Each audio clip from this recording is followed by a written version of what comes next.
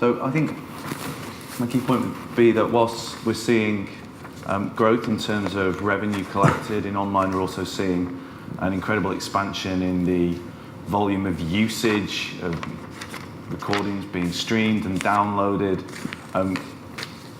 with an increase, as we said, from 900 billion in 2014 to 2.4 trillion in 2015.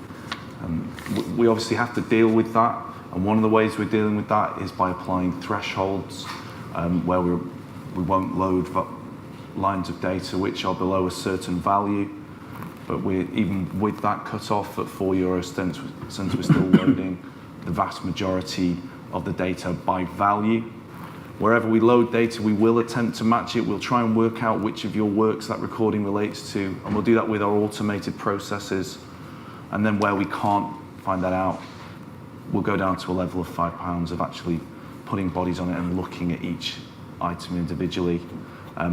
The solution to making sure as much matches as possible is metadata, composer details, unique identifiers, and we'll continue to work with the wider industry, with service providers, with other collection societies to try and get that data as full and complete as possible, so your distributions can be as full and complete as possible. Yeah, I just want to do a bit of a recap. So online music service providers that are offering their service in 2 or more European markets are licensed on a repertoire-specific multi-territory basis, typically for Anglo-American repertoire. And that's a product of the European Commission intervening, wanting a single digital market. That means we're in an option 3 market where societies compete for publisher mandates, which means they only represent a subset of the repertoire when it comes to online multi-territory licensing. Many publishers have now withdrawn their mechanical online rights from the collective, are licensing them through their special purpose vehicles directly.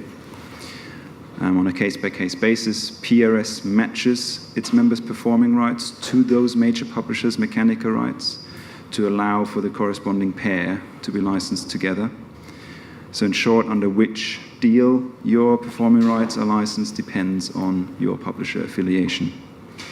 PRS has been leading the market licensing its members' repertoire on a multi-territory basis for many years, and as we've seen, has been doing so very successfully, looking at the revenue growth. As from end of last year, ICE Services, the new joint venture between PRS, Schema and STIM, will be carrying forward that multi-territory licensing and processing for PRS. ICE is an integrated hub providing end-to-end services. The ultimate distribution to members, however, continues to be carried out by PRS. The strategic importance of the investment into ICE cannot be underestimated. It ensures that PRS is prepared for what more there is to come in this growing but very fluid digital market. And I'm absolutely certain that that investment will lead to improved services, reduced costs, and ultimately increased revenues, royalties back to you. I also want to touch again on the non-disclosure agreements. We acknowledge that these are a concern for the songwriter community. They are a necessary byproduct in the option 3 market to protect commercially sensitive information. However, we have rolled them back over the last few years to the bare minimum where we can go. So we have listened and have implemented and changed things as much as we could. And lastly, what I hope you take away from today is the sense of the experience and expertise that we have here at PRS, the passion and pride that we have in representing your rights in this digital market.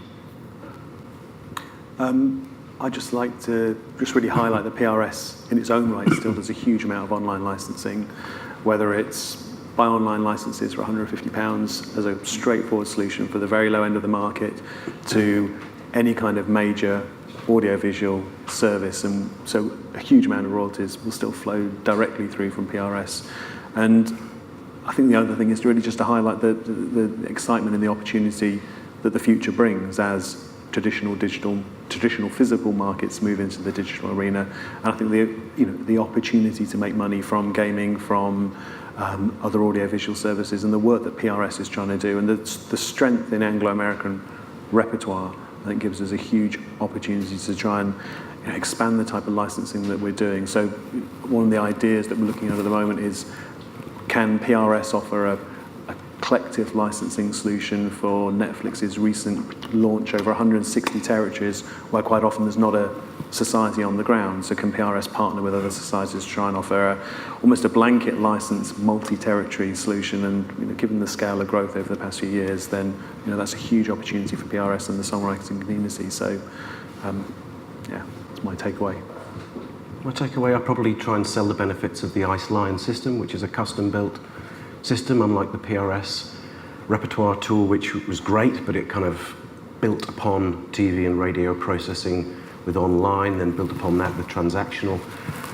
Often wasn't doing things in the right order. The Ice Lion system can process trillions of usages, as we've heard, but it's also doing it with flexibility. So there's flexibility in terms of the contract information, when that's applied, and also the matching algorithms and how they're applied. It's cost effective, as we talked about earlier, and because there's a common pool of repertoire, there's less chance of disputes between societies, and the system itself literally can't be in dispute with itself. So it sorts out those problems earlier rather than creating disputes which get sent out to the societies.